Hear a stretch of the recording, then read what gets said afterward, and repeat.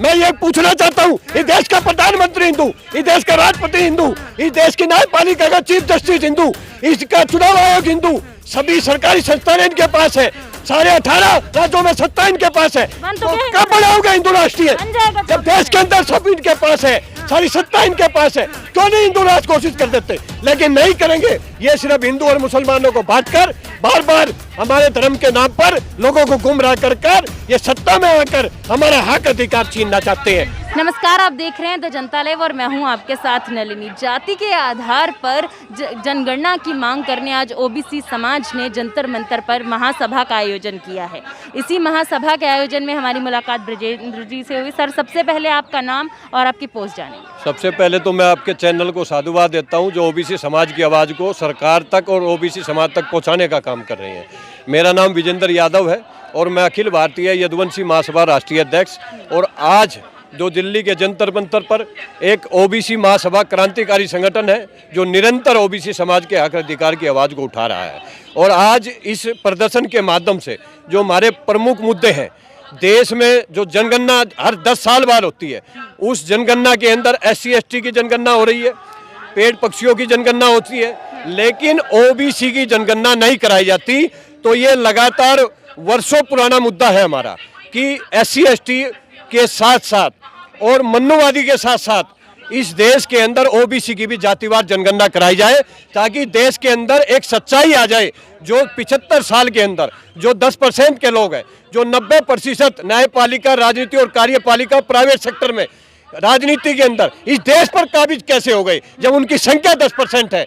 इसीलिए ये मनुवादी सरकारें, हिटलरशाही सरकारें लगातार हमारी वोट की ताकत से बनती है, लेकिन जब वोट की ताकत से सरकार बनती है, लेकिन जब ओबीसी महासभा के आरक्षण की बात होती है या ओबीसी जातिवार जनगणना की मांग उठती है, तो उसको ये इग्नोर करते हैं कि ओबीसी जातिवार जनगणना नहीं होगी। मैं कहना चाहता हूँ, क्या ओबीसी समाज इस देशभक्त नहीं है? क्या ओबीसी समाज की वोट की कोई वैल्यू नहीं है? क्या ओबीसी समाज इस देश का नहीं है? जब SC ST के साथ हो सकती है, पेड़ पक्षियों की हो सकती है, तो ओबीसी की जातिवार जनगणना होनी चाहिए। कहा कि जातिवार जनगणना की जब बात की जाती है, सरकार मुंह फेर लेती है। बीजेपी एक इकलौती ऐसी सरकार थी जिसने सत्ता में आने से पहले कहा था कि हम जातिवार जनगणना करवाएंगे, लेकिन अब जब वो खुद सत्ता में है तो वो क्या कर रहे हैं?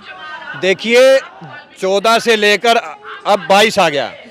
जितनी झूठी, जितने आंकड़ेबाजी दिखाने वाली जुमलेबाज सरकार और हिटलरशाही अगर किसी ने की है इस 75 साल में, तो इस 2014 से लेकर इस 22 के अंदर किया है। सबसे ज्यादा छला गया, सबसे ज्यादा संविधान को तोड़ा गया, सबसे ज्यादा अत्याचार अन्याय किया गया, तो वो SC ST OBC समाज के साथ किया जा रहा है और निरंतर हो रहा है। मगर सरकार को चुनने वाले तो आप ही लोग हैं ना, सबसे ज्यादा बहुसंख्यक लोग आप लोग हैं। ओबीसी समाज सबसे ज्यादा वोट बैंक जो है वहां से आता है।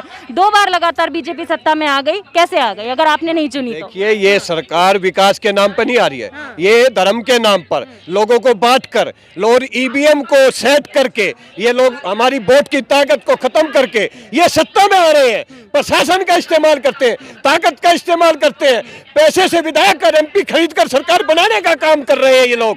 इसलिए मैं कहना चाहता हूं, ओबीसी समाज जो SC ST का बड़े भाई के रूप में हमेशा इस देश के अंदर उनके साथ खड़ा रहा है अन्याय के खिलाफ।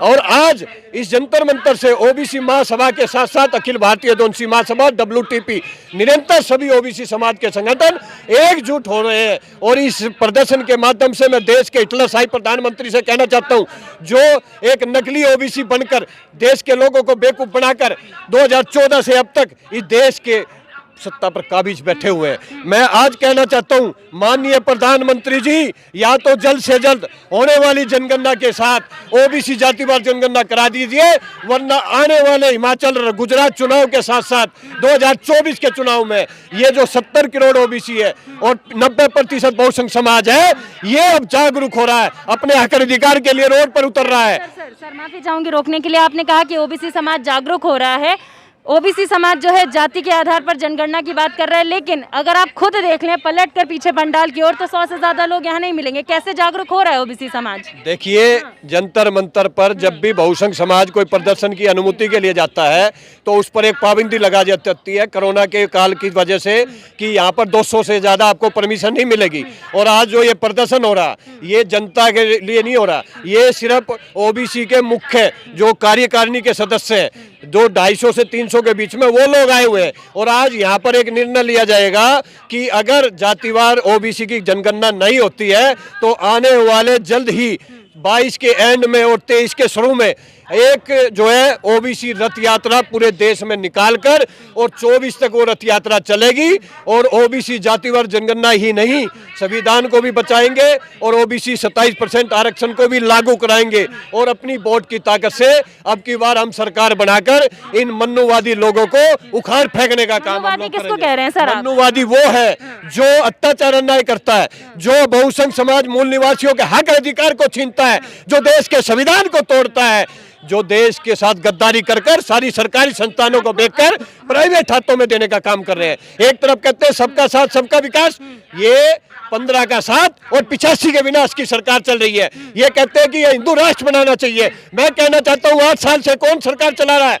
इस सरकार का प्रधानमंत्री राष्ट्रपति हिंदू, चुनाव आयोग हिंदू, इस देश का न्यायपालिका का चीफ जस्टिस हिंदू, इस सरकारी संस्थानें जितनी सरकारें हैं देश में 18 से ज्यादा सरकारें इनकी है। तो फिर किसकी बात देख रहे हैं? क्या हिंदू राष्ट्र जब बनेगा, जब इस पर मुसलमान कोई प्रधानमंत्री बनेगा वो हिंदू राष्ट्र बनाएगा? ये देश के लोगों को गुमराह कर रहे हैं हिंदू राष्ट्र के नाम पर। समाज को हिंदू राष्ट्र में नहीं गिन रहे हैं, ओबीसी हिंदू में नहीं आता। मैं आपको एक चीज पहले भी कहता हूँ और अभी भी कहता हूँ, इस देश के अंदर हिंदू मुसलमान सिख ईसाई सभी लोगों ने मुगलों के खिलाफ अंग्रेजों के खिलाफ लड़ाई लड़ी थी। ना कोई हिंदू ने लड़ी थी, सबने मिलकर लड़ी थी। इस देश को आजाद सबने कराया, इस देश की अर्थव्यवस्था को मजबूत कराया। जवान और किसान सब हैं इस देश के अंदर, राजनीति के अंदर हम सब लोग हैं। लेकिन ये लोग बांटने वाले लोग हैं। कहीं ना कहीं हमें हिंदुत्व के नाम पर उन मुसलमानों से अलग हटाकर हिंदू की वोट लेकर बार बार सत्ता में आना चाहते हैं। विजेंद्र जी, ओबीसी समाज खुद अपने हक के लिए आगे लड़ने नहीं आता, वो खुद पीछे बैठा है। वो सोचता कि आगे जब भी जनरल वाले कोई भी चीज़ करते हैं वो ओबीसी समाज को आगे कर देते हैं। वो खुद जागरूक नहीं है तो वो बाकी आप पूरे समाज को कैसे जागरूक करेंगे? देखिए, आपने बिल्कुल सही प्रश्न किया कि ओबीसी समाज के जो आज नेता हैं कहीं ना कहीं आज वो इन्हीं के बनाए हुए रास्ते पर चल रहे हैं और अपने ओबीसी और SC/ST समाज की इग्नोर करते हैं, उनके हक अधिकार की लड़ाई नहीं लड़ते। अगर आज मैं आपको बताना चाहता हूं, अगर संविधान के हिसाब से 170 से ज्यादा SC/ST के सांसद हैं और 350 से ज्यादा SC/ST के बहुसंख्य समाज के सांसद हैं, अगर आज वो सब मिलकर एक मीटिंग कर और कल प्रेस कॉन्फ्रेंस कर दे, अगर देश के प्रधानमंत्री से मांग करे, एक तो EVM खत्म होनी चाहिए, संविधान बचना चाहिए, 27% आरक्षण लागू होना चाहिए और SC/ST के साथ ओबीसी जातिवार जनगणना कराई नहीं तो हम कल आपसे इस्तीफा दे देंगे। तो जब हमारी 272 से सत्ता बन सकती है तो हम तो 350 से ज्यादा है, लेकिन हमारे जो सांसद है वो बीजेपी और कांग्रेस की गाइडलाइन से नहीं हटते। यही कारण है, तो वही है ना सर, यही कारण है। मुद्दा वही है कि आपके खुद के सांसद, आप लोग एक तरफ सड़कों पर आकर जो है जाति के आधार पर जनगणना की बात कर रहे हैं और आपके खुद के सांसद जो आपके समाज से आते हैं वो इस और ध्यान तक नहीं दे रहे हैं। आपकी ओर से कौन सा सांसद ऐसा है जिसने ओबीसी समाज की जनगणना की बात के माध्यम से और जंतर मंतर से प्रदर्शन के माध्यम से ओबीसी SC/ST के सांसद और मंत्रियों को भी आवाज देना चाहता हूं कि या तो सुधर जाओ, अपने समाज की हक अधिकार की लड़ाई को लड़ना सीख लो, हमारे आरक्षण को बचाना सीख लो, संविधान को बचाना सीख लो, वरना आने वाले चुनाव के अंदर हम कांग्रेस बीजेपी के साथ साथ बहुसंख्य समाज के नेता और मंत्रियों को भी वोट की ताकत से, समाज की ताकत से उनको इग्नोर कर उनको भी हराकर और नए युवा बहुसंख्य समाज SC/ST OBC के युवाओं को नेता बनाकर, सांसद मंत्री बनाकर इस देश की सबसे बड़ी सदन में भेजने का काम करेंगे और उनको भी हराने का काम करेंगे। इसलिए उनको भी हमारी आवाज उठानी पड़ेगी। अगर नहीं उठाएंगे समाज में भी बहिष्कार करेंगे, वोट की ताकत से भी बहिष्कार करेंगे, उनका घेराव करेंगे, उनके खिलाफ प्रदर्शन करेंगे, लेकिन उनको अपनी आवाज उठानी पड़ेगी। नहीं उठाएंगे तो हम उनको वोट की ताकत से हराने का काम करेंगे। ना एक मुद्दा, एक बात है जो बहुत उभर कर आती है, बार बार सुनने को मिलती है कि हिंदू राष्ट्र बनाया जाएगा, हिंदू राष्ट्र बनाया जाएगा। हिंदू राष्ट्र में ओबीसी समाज की जगह कहाँ होगी? देखिए, ये हिंदू राष्ट्र ना पहले था और ना आज है और ना ही कभी ये बन सकता है। बन जाएगा सर, 2024 में बनेगा। क्या बात बेवकूफ बना रहे।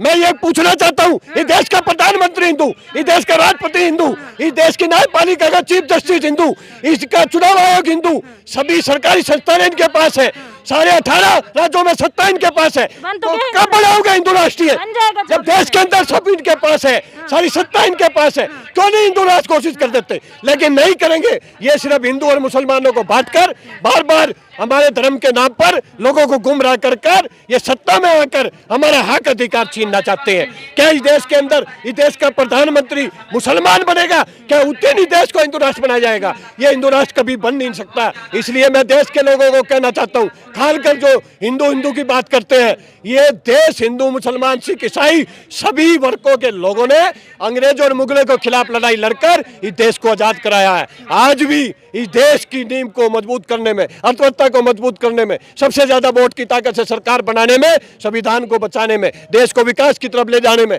सबसे ज्यादा योगदान है तो बहुसंख्य समाज के लोगों का है। तो फिर हम हिंदू की बात कर इन लोगों को सत्ता में क्यों ला रहे हैं? इसलिए हम सब लोगों को भी गांव-गांव जाकर कहने के बहुसंख्य समाज जो है वो हिंदू नहीं है, नहीं है हिंदू, हम इस देश के देशभक्त लोग हैं। हमने देश के निर्माण में भूमिका निभाई है। ओबीसी हिंदू नहीं है। देखिए, हिंदू के नाम पर कोई लड़ाई बताइए मुझे, क्या लड़ाई लड़ी गई है? ये सब हमारे जो 10% मनुवादी लोग हैं वो हम लोगों को गुमराह करते हैं, हम लोगों को धर्म के प्रति ले जाते हैं। मैं कहना चाहता हूँ, कोई धर्म गलत रास्ते पर चलना नहीं सिखाता, कोई जाति गलत रास्ते पर चलना नहीं सिखाती।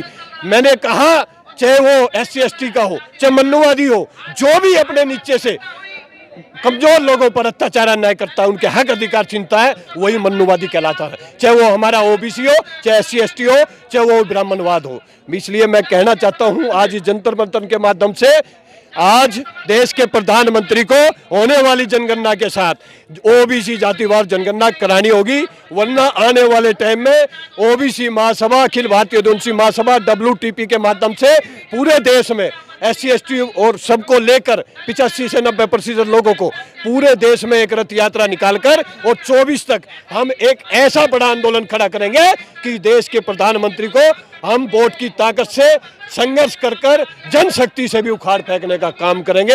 ये आज इस प्रदर्शन के माध्यम से निर्णय लिया जाएगा।